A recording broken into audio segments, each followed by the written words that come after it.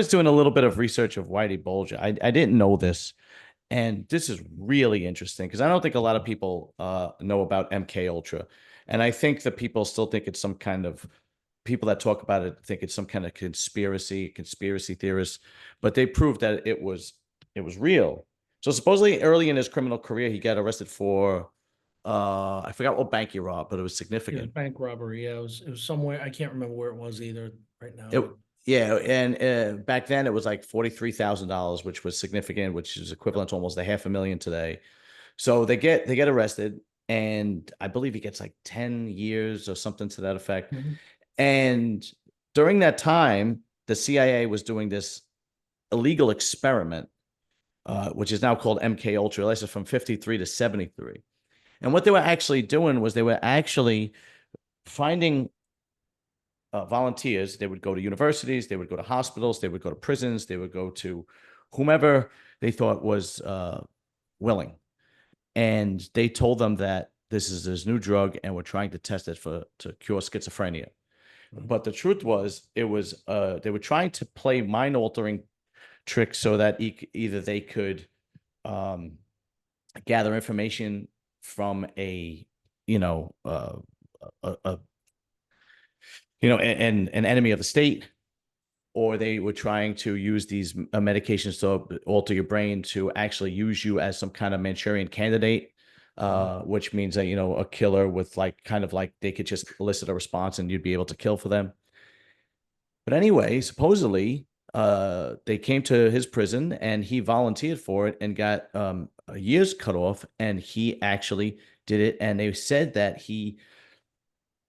they injected him with LSD more than 50 times, Yep. and nothing really came of it except for terrible bad trips from what I understand. And that wasn't the only drugs that they used. They used LSD, barbiturates, amphetamines, heroin, morphine, temazepam, mescaline, things I've never heard of, sodium pentanol. And they also would try to do like drug induced hypnosis on these people too, to see if they were give information or if they were able to trigger them to do something terrible like a murder or something like that. And from what I understand, it didn't really work on him, uh, but he was able to get out after 3 years. But is that Yeah. So accurate? he served his time in Alcatraz, and he wore that like a badge of honor for the rest of his life. He would always sign these letters that we had. He'd sign it with his inmate number, and he talked about Alcatraz like someone would talk about Harvard. Like, oh, my good old days at Alcatraz. Like, he served with all sorts of legendary criminals, and that's where this stuff went on. He Mm. wasn't the only person that was undergoing this, these experiments. It was nasty stuff, and he's put in rooms, solitary confinement on acid, and it drove him crazy. Yeah. It's a lot of, people, some members of his family included, that think that that's a big reason why his criminality only escalated. They think that he was, his mind was completely destroyed in Alcatraz. There's not a lot of people that would have a lot of sympathy for him, but Right.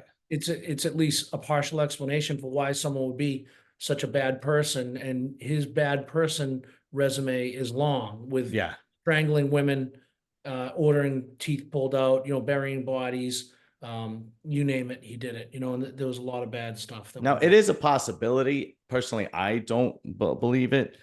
I mean, I believe the MK Ultra, but I think he was a bad egg from the beginning, and I agree. Yeah. everybody knows that murder is just something that comes with the territory later on, Right. Right. right? Like it's something that you kind of ease into. And The I interviewed. level of the level of depravity, though, that's where I think that whatever he went through, every person who does despicable things, there's usually some bad stuff that happened to them. Yeah, some drama. Yes, I absolutely. think some bad things happened to him in Alcatraz that made him even worse than he would have been anyway. That's all. That's yeah, that could very be possible. When I interviewed Larry Mazza, who was a made member of the Colombo crime family, he said they don't just ask you to kill somebody off the cuff; they ease you into it. Like they'll Yeah. say something like, "Give this guy a flat tire," or like, "This here's a car. Give this car a flat tire," and then you'll like find out, like maybe in the paper the next day or on the news, that that guy was shot while changing his tire, and then Mhm. you realize you were involved in that, and they kind of Mhm. ease you into it. But Yep. at the same time, you're right. I mean, there are killers that are just, crazy ways of killing, and there are guys that do it because they have to at the behest of their superiors, so on and so forth. He But seemed to take some pleasure in yeah, in some yeah. of his killings. There was one juror after they found him guilty. There was one juror that said she doesn't know if she would have found him guilty if she would have known about MK Ultra. But according to what I read, they didn't bring it up in the trial. No, it was, and Casey and I covered that trial. And Casey was there every day. I was there a lot, but he was there every day. And yeah, no, it didn't come up.